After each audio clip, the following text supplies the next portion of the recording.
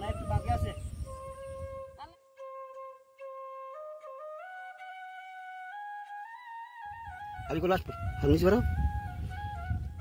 চোখে জল চলে এসেছিল ওই মোমেন্ট। কাজগুলো করার আগে এই কাজগুলোই আবার করে। আমাদের প্রতিদিনের কালো রাত্রি সেজে ওঠে আগামী দিনের ভবিষ্যৎ পরিকল্পনায়। আগামী দিনের পরিকল্পনা কখনো বাস্তবায়িত হয়, আবার কখনো পরিকল্পনায় রয়ে যায়। আষাঢ় শ্রাবণের বর্ষার ধারা আমাদের গ্রাম্য জীবনযাত্রাকে বিপর্যস্ত ও অস্বস্তিকর করে তোলে। তবু আমরা প্রতিনিয়ত জারি রেখেছি আমাদের ক্ষুদ্র লড়াইকে। কালো মেঘের কালো মুখ, বজ্রপাতের অট্টহাসি, ঝোড়ো হাওয়ার চোখ রাঙানি, অতিবৃষ্টির অজর ধারা আমাদের নিত্যসঙ্গী হয়ে পড়েছে। তবুও সুন্দরবনবাসীরা দিন গোনে ভালো সময়ের আশায়, কারণ সুন্দরবনের মানুষজন স্বপ্ন দেখতে জানে।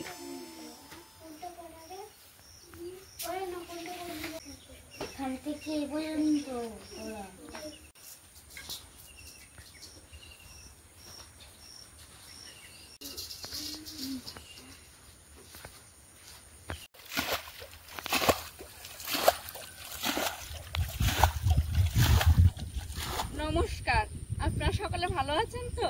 আমি সাথী, আপনারা দেখছেন সাথী বিপ্লব ব্লগ। তো সাথী বিপ্লব ব্লগে পুরাতন দর্শক এবং নবাগত দর্শক সকলকে স্বাগত জানিয়ে আজকে নতুন একটা পর্ব শুরু করতে চলেছি। আর যারা প্রথমবারের জন্য দেখছেন তারা অবশ্যই একটা চ্যানেলটি সাবস্ক্রাইব করে দেবেন, লাইক কমেন্ট করে পাশে থাকবেন, শেয়ার করে নিজের বন্ধুদের মধ্যে ছড়িয়ে দেবেন। চলুন আজকের পর্বটা শুরু করি। আর সেই সঙ্গে সঙ্গে কিন্তু আমরা একরকম প্রাকৃতিক দুর্যোগের মধ্যেই ছিলাম। গত রাত থেকে প্রচণ্ড বৃষ্টি, বজ্রপাত, সকালেও বৃষ্টি হয়েছে, এমনকি এখন একটু ধরে আছে বৃষ্টিটা, যার কারণে আমরা আরেকবার বীজতলা ফেলবো। প্রথম যে বীজতলাটা ফেলেছিলাম কিছুটা ভালো আছে, কিছুটা নষ্ট হয়ে গেছে। যা একটা জমিতে আমরা যে মাপে ধানটা ফেলেছিলাম সেই মাপে হবে না, আরও একটু ধানটা ফেলতে হবে। তো এখন সেই ধানটা ফেলবো।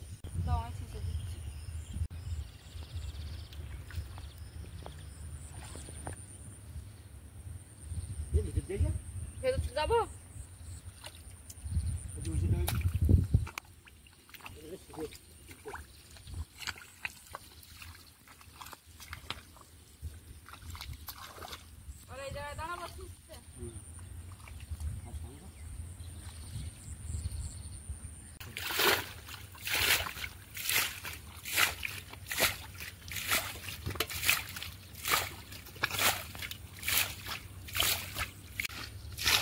সকালে উঠে দেখি বাবাই একা জল ছিঁচছিল, তো আমিও চলে এসেছি মাঠে। এখন আমিও জল ছিঁচার কাজে হাত লাগিয়েছি, আর বাদ বাকি আরো অনেক কাজ থাকে বাবা, সেগুলো চারিদিকে ঘুরে ঘুরে করছে।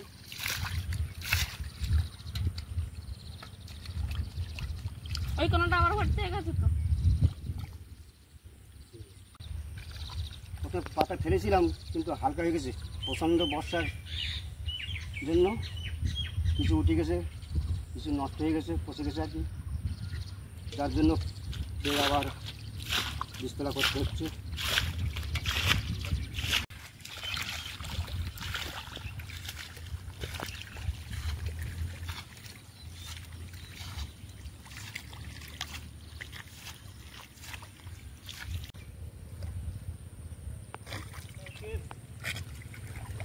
এটাই ছেলা বুঝে গেছে, ওই জন্য ভেঙে দেওয়া হচ্ছে। দিলে দিলে ছেলাটা আর উঠবে না, তাড়াতাড়ি মাইটা ছেলা ঠিক থাকবে না, পুরোটা আঙুলটা দিতে হবে।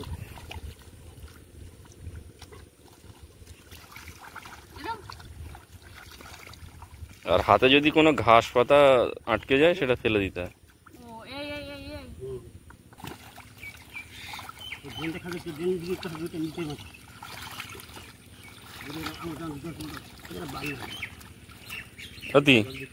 দরকার তুমি এসে ক্যামেরা ধরো, এসো আমি করছি। ছড়ো ছড়ো, হচ্ছে পারবে মনে হচ্ছে না, আমি যাবো।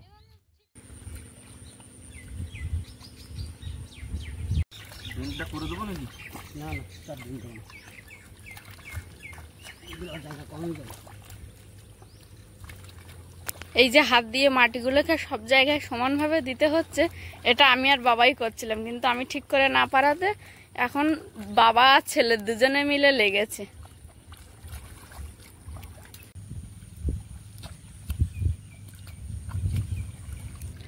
এই যে চাদরটা এখন আপাতত কিছুটা রেডি করা হয়েছে, হাত দিয়ে যে মাটিগুলো অসমান ছিল এখান থেকে ওখানে নিয়ে নিয়ে সমান করার চেষ্টা হচ্ছে, তবুও তো ঠিক করে সমান হয় না। তাই এখন একটা তক্তা দিয়ে ওটার উপর প্রেসার দিতে হচ্ছে, দিয়ে তোমার যে জায়গাগুলো একটু কম গর্ত আছে সেগুলোতে হালকা চাপ, আর যেগুলোতে বেশি গর্ত সেগুলোতে আবার একটু বেশি চাপ দিয়ে জায়গাটা পুরো সমান করে দিতে হবে, যেন জল না থাকে। শুকনো শুকনো অবস্থায় ধানটা ফেলতে হবে।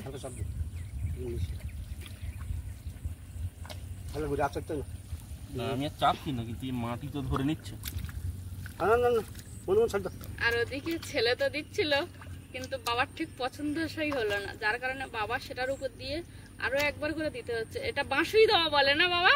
হ্যাঁ, এটাকে দুবারই দিতে হয়, তবে প্রথম ধাপটা বাবার ছেলেই দিয়েছে, আর দ্বিতীয় ধাপটা বাবা পুরো অল কমপ্লিট করবে। ধান দাও, তোমার মাছ ছাড়ানো হয়ে গেছে কি? ধান আনতে হবে, ধান নিয়ে এসো। ওই বড় গামলাটা আর ওই ছোট গামলাটা নিয়ে আসবো।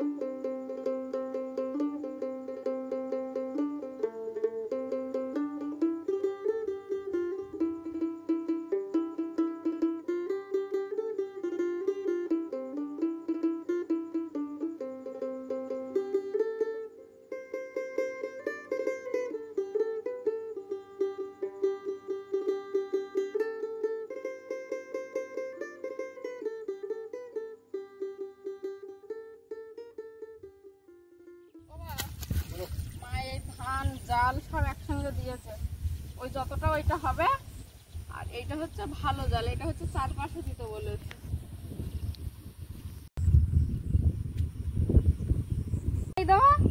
না, একটু বাকি আছে। তাহলে আমি ওই লাঠিগুলো নিয়ে আসি চারিপাশটা ওই জাল ঘেরার জন্য। হ্যাঁ, নিয়ে এসো। এটা দিলে হয়ে যাবে। আচ্ছা, কারণ এবার বাড়ির দিক যাচ্ছে একটু ওই পোড়ানো না।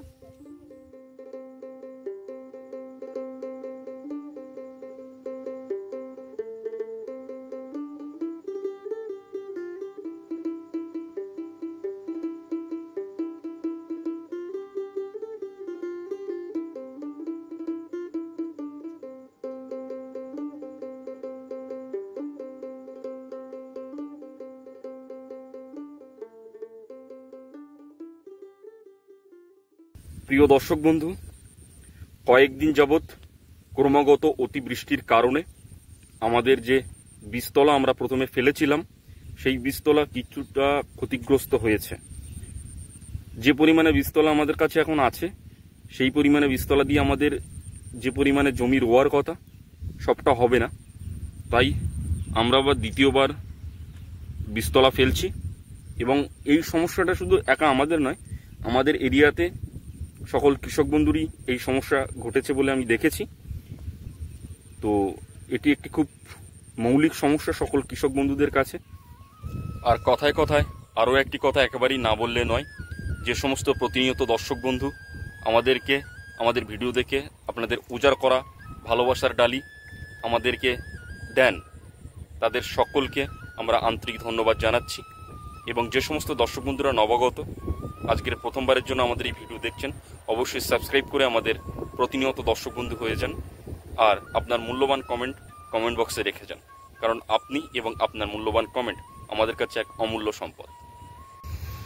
তো বাবা এবারে উঠে আসবে, কিছুটা কাজ হয়েছে। বাবা আস, এখানে বসো, এখানে টুল আছে, সাথী জল আনতে গেছে।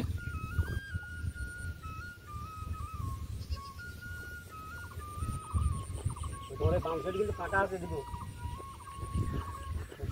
তখন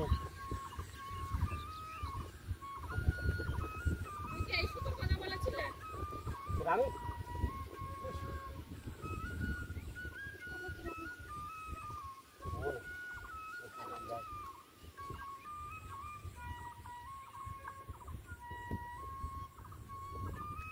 বিপ্লব জল খাবে নাকি? দাও দেখি একটু। না পাগারে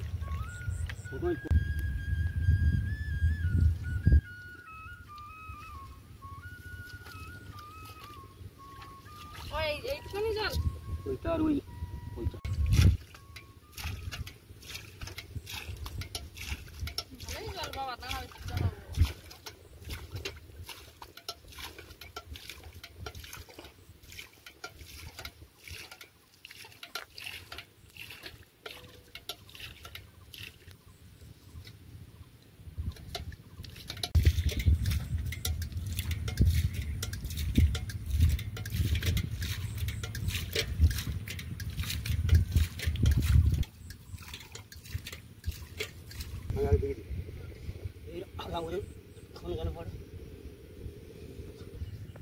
হাতে জল লাগবে।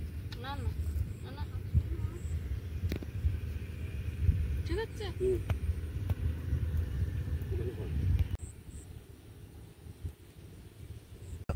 হাবি করে আসবো হাত নিচে বেরো।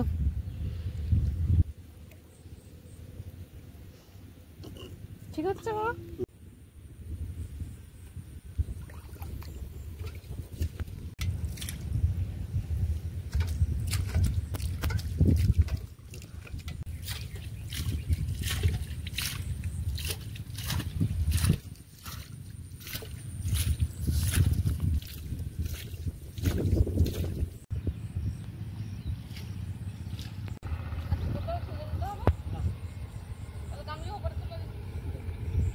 প্রিয় দর্শক বন্ধু, এই মুহূর্তে একটা খুবই মন ছুঁয়ে যাওয়ার ঘটনা ঘটল।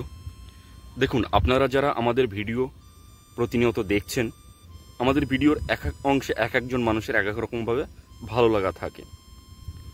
কিন্তু আজকের আমি ভিডিও বানাতে গিয়ে যখন বানাচ্ছি, বাবা যখন ধানটা মাটিতে ফেলবার আগে প্রণাম করে ধানটা ফেলছে, এই সময়টা না জাস্ট আমার চোখে জল চলে এসেছিল ওই মোমেন্ট। মানে মানুষের মধ্যে কতটা মনের আবেগ থাকলে এই কাজগুলো করার আগে এই কাজগুলোই আবার করে। সকালে এক ফসলা বৃষ্টি হওয়ার পরে বেশ কিছুটা সময় রৌদ্র উঠেছিল, বেশ আনন্দও হচ্ছিল, সেই সঙ্গে সঙ্গে মনের মধ্যে আর ধান ফেলার একটা ব্যাপার ছিল, মানে তো আরোই বেশি খুশি হচ্ছিল। আবার দেখুন এইমাত্র মেঘ মেঘ করে কালো কুচকুচে একটা অন্ধকার মেঘ তৈরি হচ্ছে, এই মেঘে আবারও বৃষ্টি হতে পারে, যার কারণে আমরা এখনো বিপদগ্রস্ত একরকম ভাবেই আছি। দুশ্চিন্তা কিন্তু যাচ্ছে না, ধান ফেলছি বটে, কিন্তু মনের মধ্যে একটা আতঙ্ক থেকে যাচ্ছে, এই বুঝি আবার এক ফসলা বৃষ্টি এসে সব নষ্ট করে দিয়ে গেল, এত খাটনি বিফলে যাবে। তোমরা কি আবার আজকে ধান ফেলবে নাকি?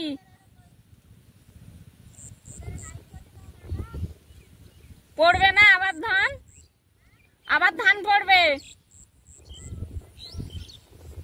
হ্যাঁ, সকলেরই একই অবস্থা মোটামুটি। আবার দ্বিতীয়বার ধান না ফেললে হবেও না।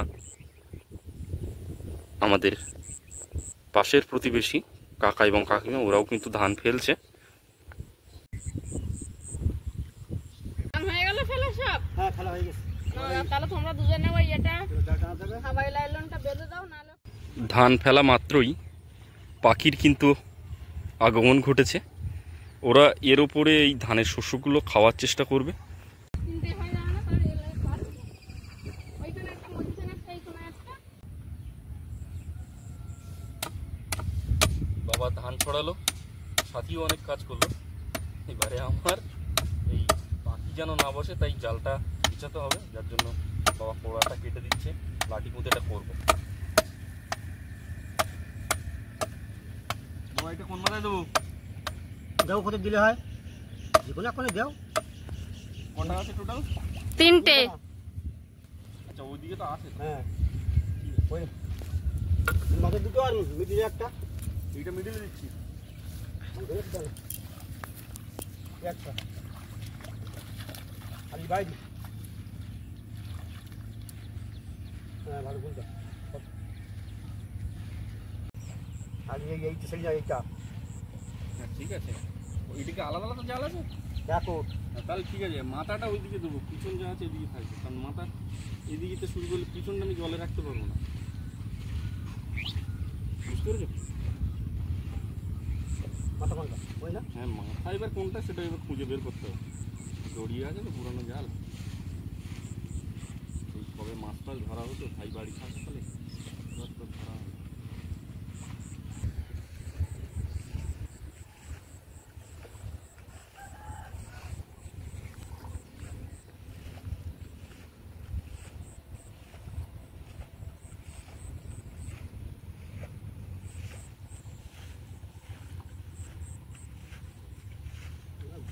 গোয়া ও বিরাট নেট করেছে তো।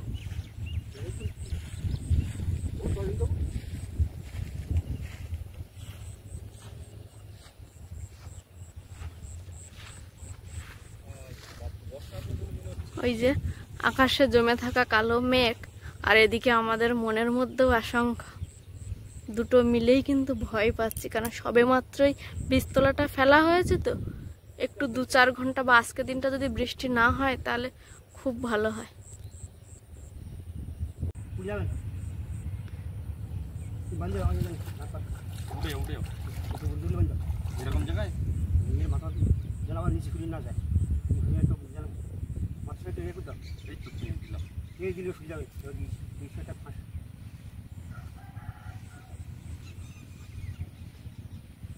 অটিভিস একটা ছিল।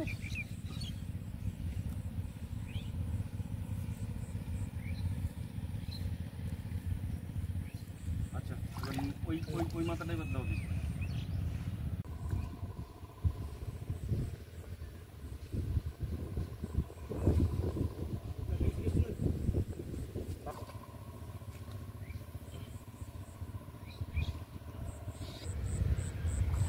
তো প্রিয় দর্শক বন্ধু, বীজতলা ফেলার পরে যে আমাদের জাল টানানোর পরিকল্পনা ছিল সেটা আমরা করেছি। এই জাল টানালে বীজতলার উপরে কোনো পাখি আর আক্রমণ করতে পারে না, যদিও 2-1টা পাখি এখনো করবে আক্রমণ। তো আমরা এই পন্থা অবলম্বন করে আমরা বেশ উপকৃত হয়েছি। দর্শক বন্ধুদের মধ্যে এমন কোনো কৃষক বন্ধু হয়তো এই ভিডিও দেখছেন, তাকে আমি বলবো যে আপনারাও এই পন্থা অবলম্বন করতে পারেন। আর আপনার এলাকাতে কি পন্থা অবলম্বন হয় অবশ্যই আপনিও আমাদেরকে জানান, দেখবো ট্রাই করে যে এটা হয়তো তার থেকেও আরও বেটার হতে পারে। জায়গাটা ফাঁকা আছে মনে হচ্ছে।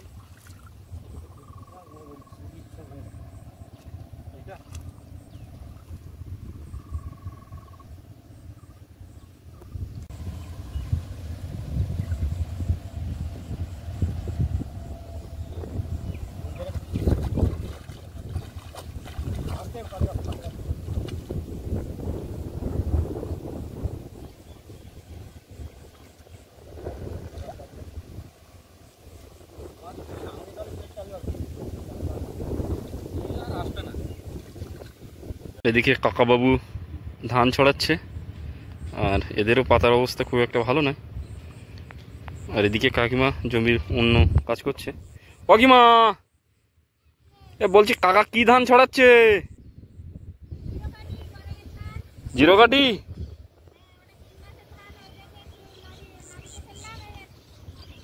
আচ্ছা, তোমার খাওয়া দাওয়া করেছো? আচ্ছা, আমাদের হয়ে গেছে প্রায়।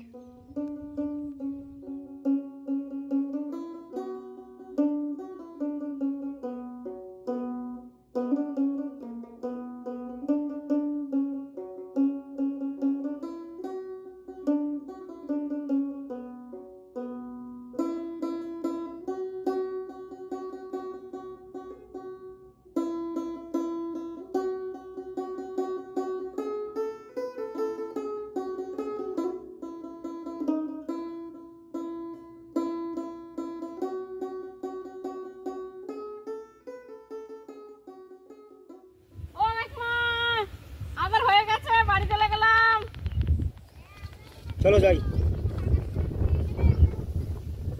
তো বন্ধুরা, ধান ফেলা শেষ, এখন আমরা আপাতত বাড়ি যাবো। আর সেই সঙ্গে সঙ্গে এই পর্বটি এখানেই শেষ করছি। আর এতক্ষণ ধৈর্য ধরে দেখার জন্য আপনাদেরকে অসংখ্য অসংখ্য ধন্যবাদ। আর যারা এতক্ষণ আমার বয়স জ্যেষ্ঠ ছিলেন, ভিডিওটি দেখছিলেন, তাদেরকে প্রণাম এবং আমার সমবয়সীদেরকে ভালোবাসা আর আমার ছোটদেরকে স্নেহ জানাচ্ছি। আর সবশেষে আমি যেটা বলে থাকি, সাথী বিপ্লব ব্লগের সঙ্গে